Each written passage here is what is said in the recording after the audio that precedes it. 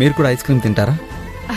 ఆహా, వద్దర్జున్ బాబు, మీరు తిన్నారు కదా, పర్లేదు.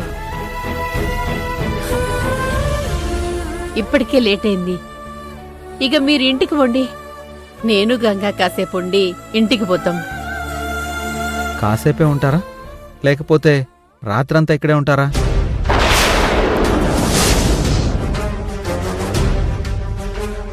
మీ మాటలన్నీ మేం విన్నామమ్మా.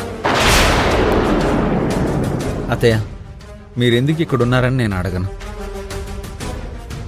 ఎందుకంటే అది మీ ఫ్యామిలీ విషయం. కానీ గంగకి రేపు ఎగ్జామ్ ఉంది అంటున్నారు కదా,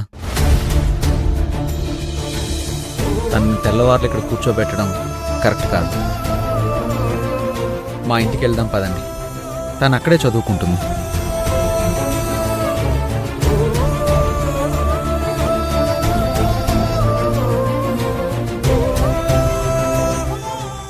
ఇంకెప్పుడు నువ్వు మా జీవితాల్లోకి రాకు.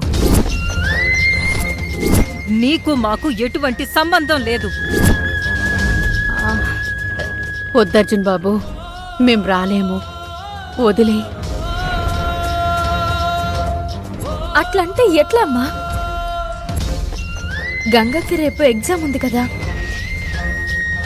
ఇట్లాంటి చోట చదవమంటే ఎట్లా చదువుతుంది? అర్థమైంది అత్తయ్య, మా అమ్మ ఏదైనా అంటుందనే కదా మీ డౌట్. అమ్మ ఏమీ అనదు, అమ్మకు నేను చెప్తాను. వద్దర్జున్ బాబు, మేం రాలేము, అర్థం చేసుకోండి. అదేంటమ్మా అట్లంటావు?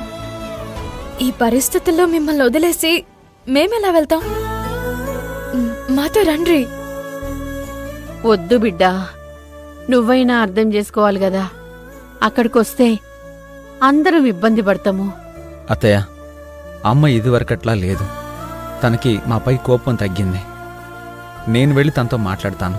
మిమ్మల్ని ఏమీ అనకుండా చూసుకుంటాను. నాది బాధ్యత, సరేనా?